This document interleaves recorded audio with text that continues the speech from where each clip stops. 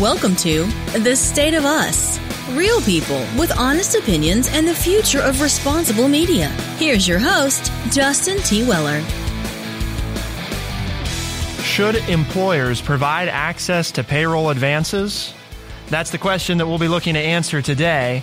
The Wall Street Journal reports that more companies are helping workers gain access to payroll advances and loans, reflecting concern over the impact money problems are having on productivity levels and worker retention. Well, why do you care if you're not somebody who needs access to these things? I mean, obviously you would care if you've taken a payroll advance or if you're looking at a new job. Maybe this is a benefit that you want to look into to see if they have. But maybe you're happy with your job and your employer doesn't offer this, or even if they do, you've never made use of it.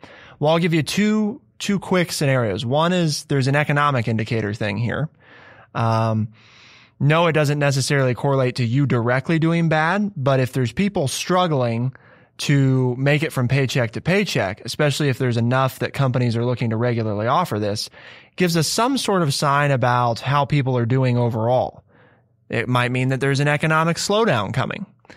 So there could be that component.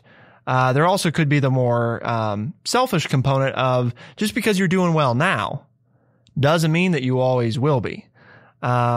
And a lot of people who use payday loans probably weren't expecting to use the payday loan, and then wound up in a situation where they realized they needed it. So a couple different ways there that you could care. And we're going to look at all the components of this, why companies are doing it, why workers are using it, and then also weighing some of the pros and cons and trying to answer our question about should employers provide access to payroll advances kind of directly rather than more through third parties like it is now. Should they play a direct role in it? Of course, we can't begin to try to answer that question without your friendly redneck liberal, Lance Jackson.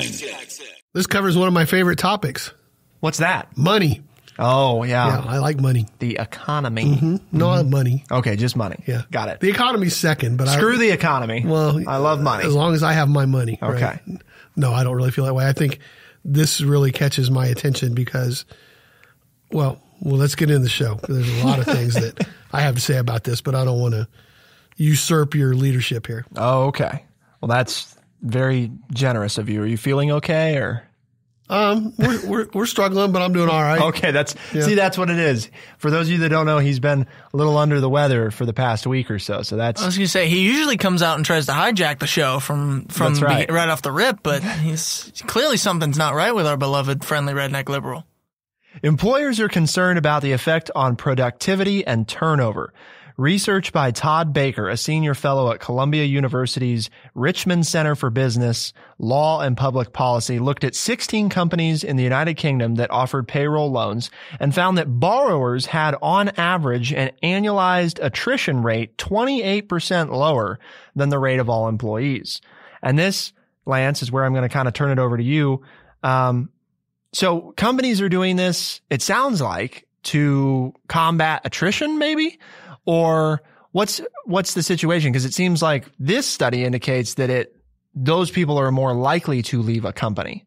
Well, overall in this tight job market, employers are concerned about the impact of productivity and the turnover rate of their employees because people seem to be going from job to job to try to get the best pay, the best benefits.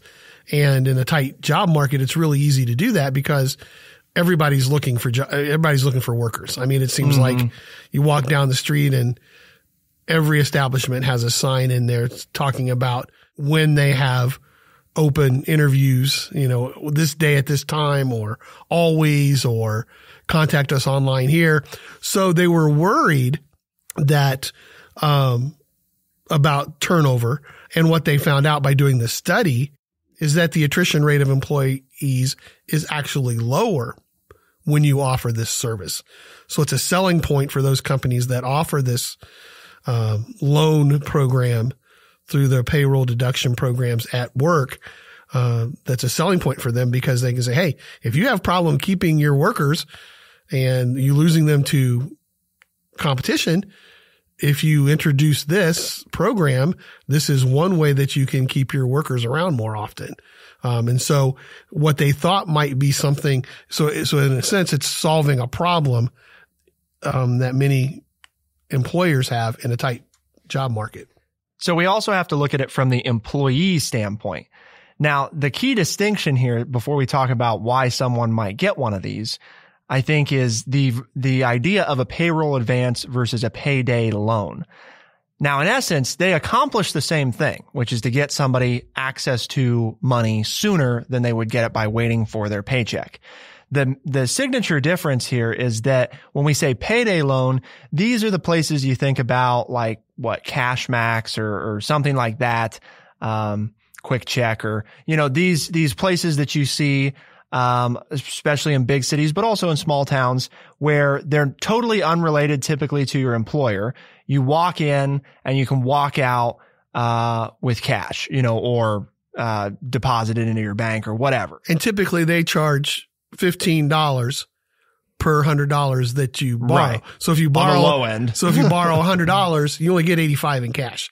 So it's basically a 15% interest rate. Right.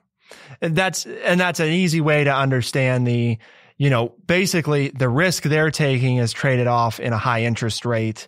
And we'll talk about the cycle this can create later. But so the payday loan is that more standard thing that people think of when they think of, I'm getting money before my paycheck. I've gone to this third party unaffiliated with my employer. For our purposes, a payroll advance is where you're actually it's not necessarily your employer. In some cases it is, but typically your employer works with, in other words, is in contract with a company to provide a much lower, in some cases, maybe only $5 for $100. In other words, 5% instead of 15%. So a substantial difference. And it's also paid back rather than, again, the way that payday loans are handled. This is often paid back directly through your paycheck over the course of, say, a year, 6 months, a year, depending on the terms and the amount you take out. So your company automatically has all this set up, which is why the default rate is very low on these payroll advances that companies have started to offer. As far as some of the companies that are offering it, Walmart is one of the examples that started, kind of experimenting with this. And so it'll be interesting to see, when you get these big employers into the game, they can create a whole industry because their workforce is so large. So that's the distinction, though. Then as far as why would somebody get one of these, I think everybody goes to, well, they need money because they can't make it until their paycheck comes. Sure. But why they need that, I think, is important too. Which is why is that occurring? Right. Why is it occurring? Why are they needing an advance on their paycheck? And it's occurring enough, it's happening enough that companies are looking at. There's a whole market out here. Right. There are companies out here that are now providing this service. So obviously, I think besides Walmart, they mentioned the group that does Walmart has more than 500 companies that also use their service. Yeah. It's Pay Active is who Walmart uses, and it works with 500 employers, including Walmart.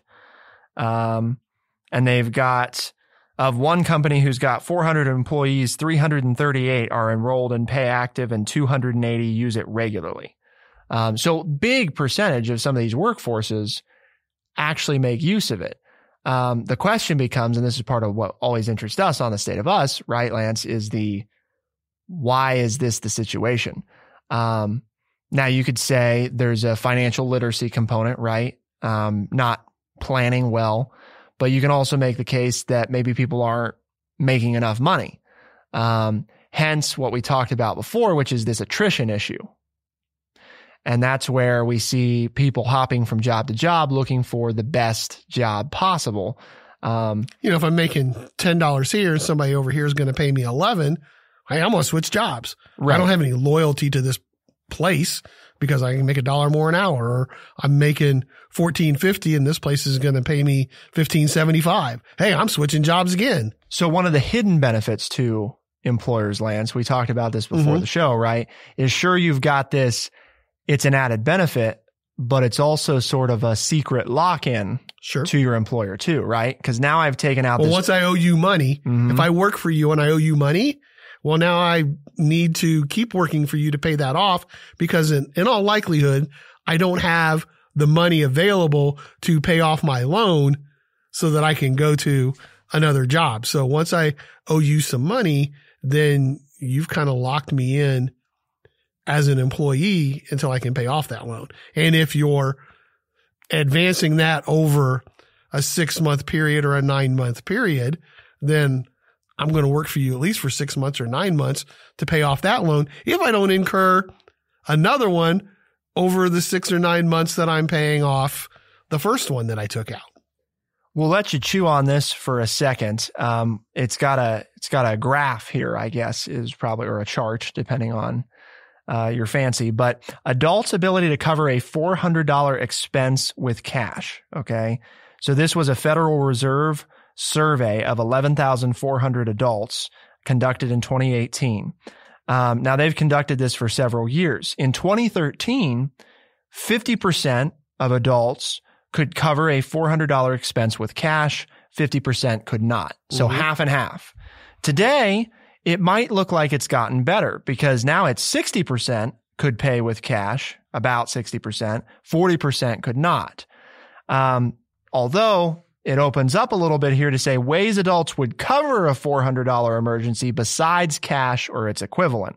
And this is where you get into those who just can't pay at all. And then payday loans make up a small portion of this. So we're going to look at how kind of all this connects and the pros and cons of employers offering this. But before we do that, it's important that we take a moment and remind people, Lance, why we're talking about this at all today.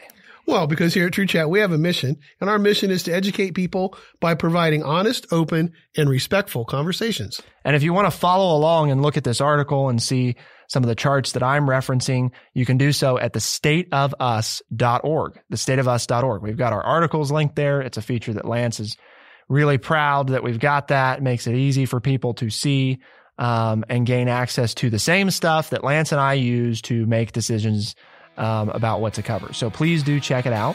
And we're going to keep talking about, should employers provide access to payroll advances? We'll continue that conversation in just a minute.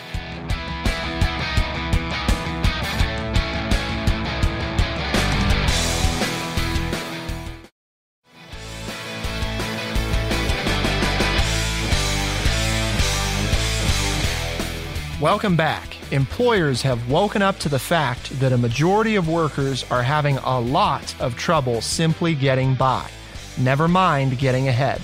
That's according to Sophie Raisman, head of financial solutions at Brightside.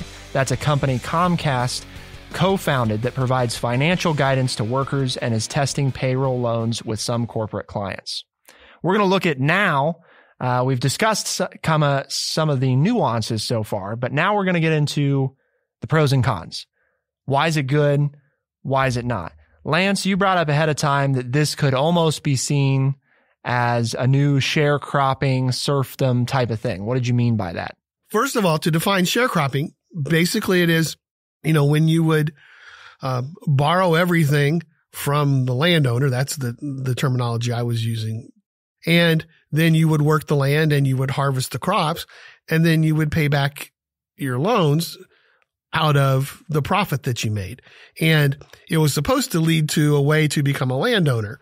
But what happened in the system after the Civil War was that obviously bugs would eat your crops, or there'd be a drought or a flood, and you would be forever indebted to the owner because you would never pay off your loan. So every year you would have to come back and work the land because you still owed him money from the previous year. Or with coal miners, where you could have credit at the company store, and the company then set the prices at the store. And your paycheck didn't cover groceries for your family. Well, you couldn't quit the job and go get a better paying job because you had to continue to work at the coal mine because you hadn't settled your bill at the company store because they had extended you these lines of credit. And so this is one way that we can do it now in modern times, is that, hey, you took out payroll loans from us, And so now you need to continue to work for us until you can pay off these loans. Because if you want to leave, you have to pay off all your loans, or it will revert to a really high interest rate, or, we're going to garnish your wages, or whatever the deal was that you signed based on the company. And so on one hand, it seems like this is a way to tie up your workers for the long haul and to stop people from moving from job to job for better pay or better benefits. So that's one component, right? Yeah, that's what I thought of when I first saw the article and read. I'm thinking, well, gee, Minnie, this is a way to exploit the workers. But as I read the article, I got a different take that makes sense. And there were examples in the article from people who have used it. And then all of a sudden it made sense that Walmart and its contemporary companies are doing a service that their workers need, because they're going to go get it anyway, right? And are also saving them money. Mm-hmm. Yes. For example, there's a lady who works as a medical technician, and she talks about how it helped her avoid late and overdraft fees as much as $80 a month. And she's paying $5 per pay period, or $10 a month if she gets paid twice a month for this service. So by using the service, the company is, by allowing her to use the service and having this service available, this worker is saving $70 a month in overdraft fees and late fees. So it's like, well, that's a good thing, isn't it? I mean, yeah. As a boss, I mean, yeah. I'm allowing them, I'm helping my devil's employees save $70 a month, which another person says, the same lady says, now allows her to, take her daughter out for dinner every once in a while or to do something else. And she's using it, for things like a new car battery, because she has to have a new car, right, to get to work, or when her fiancés had an unexpected medical emergency and couldn't work, it covered their half of the bill so that they could stay in their house. And so then, it makes sense then, and it seems like a good thing that the business owners are doing. Wouldn't somebody say, though, Lance, they come back, and somebody who's not been in this type of situation, maybe they've been in this situation, that they say this, shouldn't they just have money saved up so that they don't have to rely on any of this? Because it's not just the payroll advances and payday loans. It's also things like using a credit card, which, by the way, that stat I was mentioning earlier, of the people who don't have the cash necessary, of the 40% of the Americans who don't have that cash on hand, that $400, the car battery, right? Mm-hmm. They're going to first turn to a credit card. 16% of people turn to a credit card, 10% a family or friend, 6% will sell something, 3% bank loan or line of credit, only 2% will use a payday loan, deposit advance, or will suffer an overdraft fee.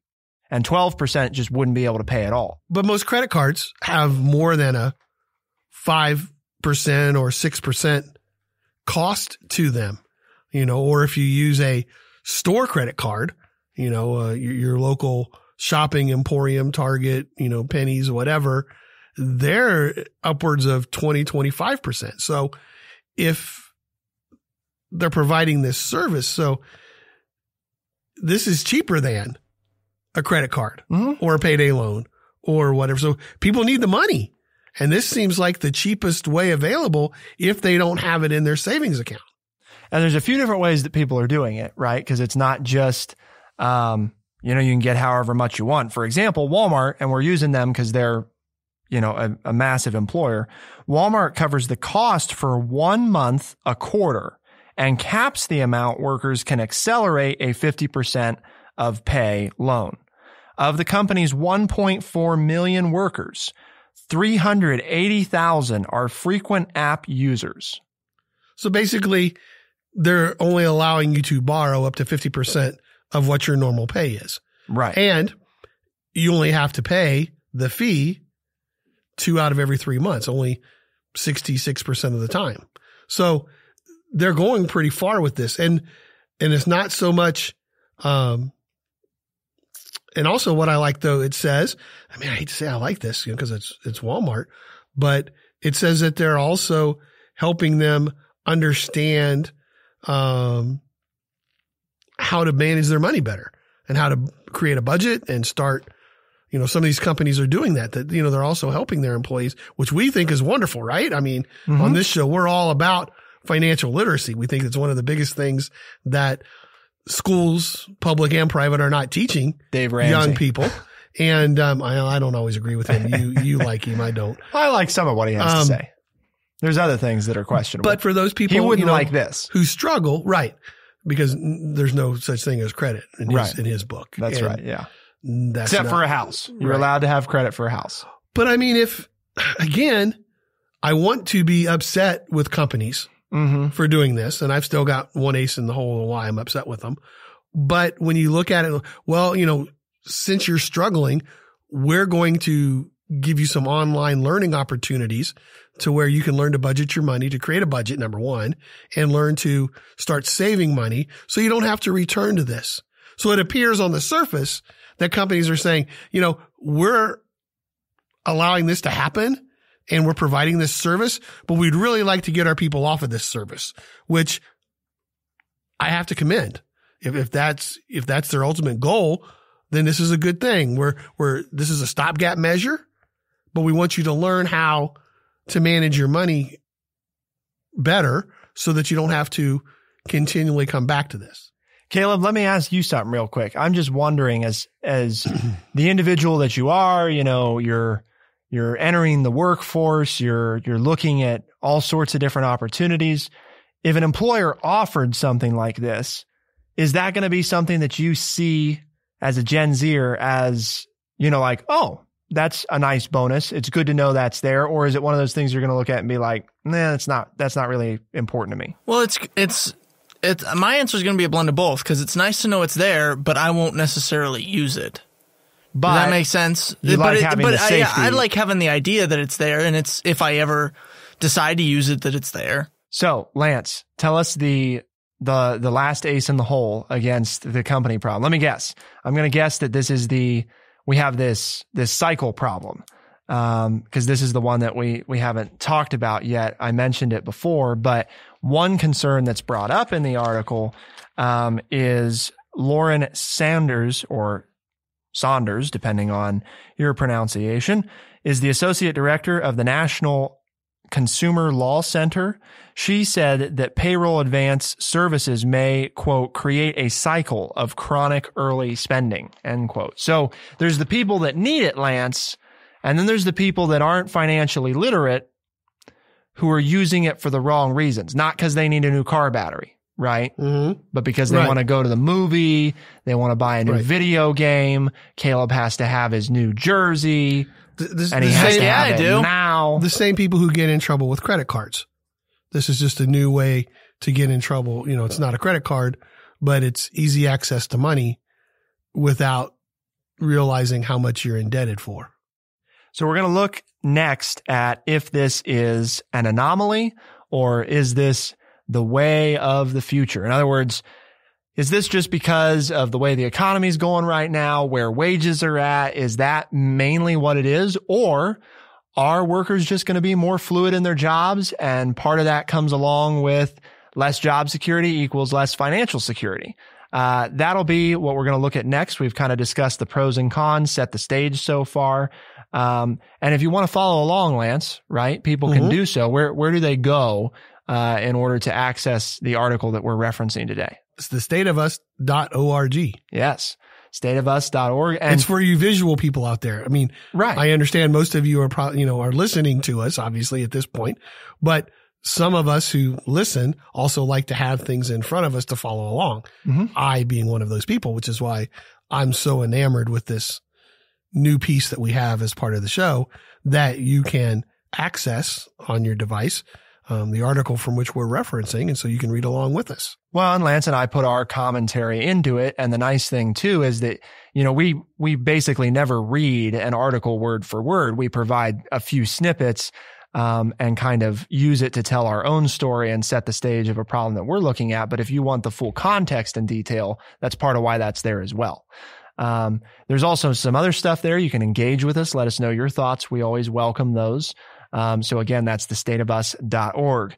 We're going to look at, is there a solution to this? In other words, is this a problem at all? Should employers be providing access to payroll advances? Stick around and you'll find out in just a minute.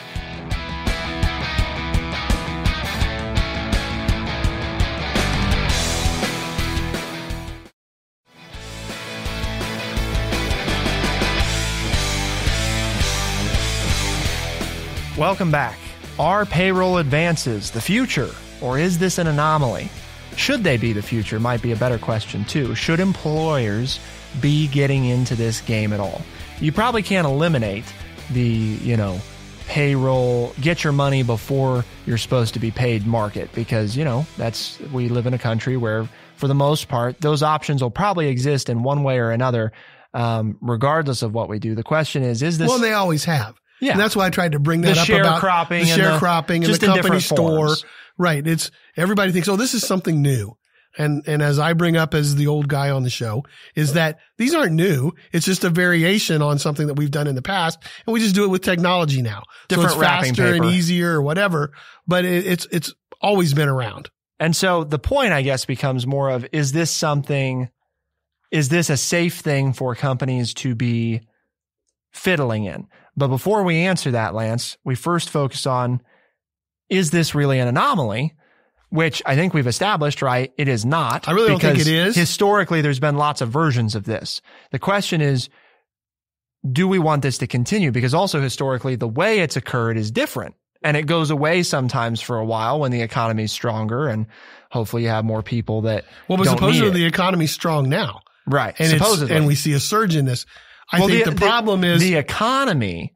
That's what I was getting there. Is strong. I understood that. Whether or not it's good for workers is different. You said sometimes the economy will get stronger. I think we all agree that the economy is strong now. We should. I'm not going to say the economy needs to get stronger. The problem is, and historically, it's what happens all the time. If you don't take care of the workers, i.e. pay them better, then there's going to be a workers' revolt. Whether it was the Reconstruction period or whether it was the coal miners going out on strike and getting 28% wage increases back in the 1910s and 20s, when, the United Mine Workers came together and did their thing. This is what's going to happen. And this is the way to solve this problem. And this was my big ace in the hole is, hey, why not just pay workers more money? I was talking to just the other night, 2 nights ago, to a business owner who said, I know I don't pay my workers a living wage. Right. But the bottom line is if I give them a raise, I have to then raise my prices. Or cut employees. Or cut employees and do this kind of thing. But he was complaining in that he has 6 stalls open in his shop and he's only got 3 technicians. And he just hired a new technician who showed up, worked 2 days, and then disappeared and has never come back for his 2 days worth of pay. Just disappeared. But he said, it's because I can't pay him enough. But he said, I'm on such a tight, profit margin here with what I provide that I'm paying them as much as I can. But I know going in, the main reason I can't keep workers isn't because they don't want to work. But if somebody offers them 50 cents more an hour or $1 an hour more somewhere else, they're going to go, because if I paid them that kind of money, I'd go bankrupt with my pricing. And I'm trying to get people here. But he said, I can't even run at full production because I don't have enough workers here. And he understands that it's because of the pay. So then what do we do is the question, right? I mean, so we know that it's not as simple as just saying, well, employers just need to pay people more. Cause there's 2 problems with that, right? Problem number one. Then our service is going to cost more. Yeah. When we go into the service industry, whoever we have doing that job for us is going to have to charge us more. The inflationary effect. So there's more cost to that. That is what's going to happen. So, obviously don't turn off whatever you're listening to, but there needs to be some kind of redistribution of wealth, because what I'm saying is if you don't take care of that in a legal way, you're going to have the working class rebel, which historically costs more than if you just paid them enough in wages or in carrots or lettuce or whatever it is that you were paying your workers, if it was back in the days of serfs or whether it was sharecropping or whatever. The cost to the upper class when there's a revolution of the workers is always a whole lot more than if you had just paid them enough to keep them happy in the first place. I'm just giving the historical perspective. Hopefully you listened to all that and you didn't start calling me, a communist or any other bad words here. It's just history shows under whatever form of government or whatever form of economy that you have, you must take care of the working class or you're going to pay for a bigger price in the end.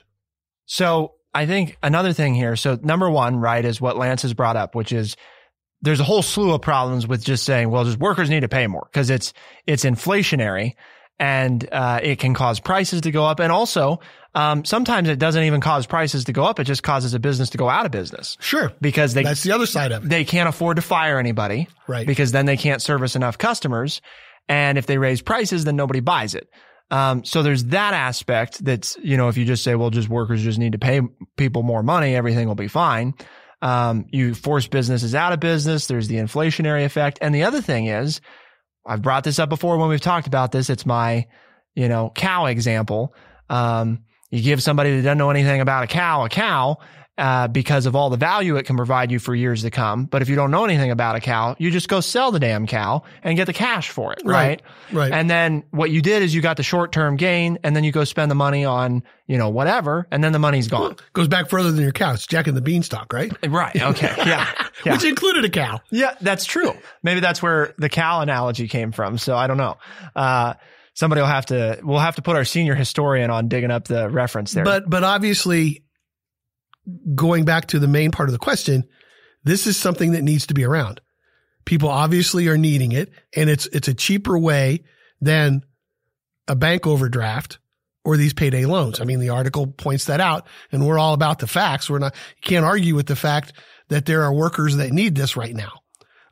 But I think there is a way to get away from it. So what do we do? Well, I just what I spent the last 5 minutes saying, and that is we need to raise wages. And then those of us who have more money, just going to have to eat it and pay the higher prices for the services. There has to be a little bit of give and take here. What about my idea, government tax write-off for businesses who raise wages? Well, and again, you have to balance that with, do you collect enough tax money to pay for the tax write-offs? Sure. Which it's not a perfect, we've done the math. It's not a perfect one for one, but it does. What it does is it gets the ball rolling in the right direction. It makes it easier in the short term. There has to be some impetus, and your idea provides the impetus to get wages on the government to where it needs to. Workers and businesses. But the same things are going to happen. Prices will increase for the services, but it also gets wages where they need to be, which hopefully then people will continue to buy, maybe even able to buy more, so more people can purchase your service, so your business ends up making more money as well. That's the way it's supposed to work. And my point, and I'll just go back to, if we don't do something and that's a way to solve the problem, then the problem will just continue to get worse. And as we all know, the more you let a problem fester, the harder it is to find a solution. Sure. And so this is something that we need to deal with. And I still think, though, there are times when people are going to need this. But this shouldn't be a service that 30% of workers in the United States are using. Right. Or more. Or clamoring for. Yeah. I need this at my business. Right. Okay. This is not what we need to be happening. We can't argue, as we are to a small degree, that the economy is strong if we have a large number of workers, a large percentage of workers who cannot live from paycheck to paycheck. That's not a good sign of a strong economy. It's strong for some people, but it's not strong overall if workers are struggling to live paycheck to paycheck. The last solution component that I bring into it, And you can even say this is a separate solution. To me, these are both tied into each other because we like holistic things. And that's what I was mentioning before about the cow and the Jack and the Beanstalk thing, right? Is this whole notion that we can't just give people more money. We must also make a real effort in our school systems to make financial literacy a important component of what it means to get an education. Well, that's the theme of our show. Is educate people, right? Just that's what we educate people. Educate people. That's right. Teach them how to manage their money. Mm-hmm. Teach them the difference between a necessity and a want, and to budget for those wants, and to understand you have to have these things, and to make sure you have these things first. But then, as we say simply, any kind of financial literacy will tell you the first person you pay is yourself. Set aside a set amount to either save, invest, or whatever, and learn to live off the rest of it. Because when you do that, unless there's a major catastrophe or something out of your control, you learn to live within your means. Right. If your plan is, well, I'm going to live out my life for the month and I'll save whatever's left over, when you never have any left over because you don't have to say no. Hey, I've still got $20 in my pocket. I'm going to go out for lunch today.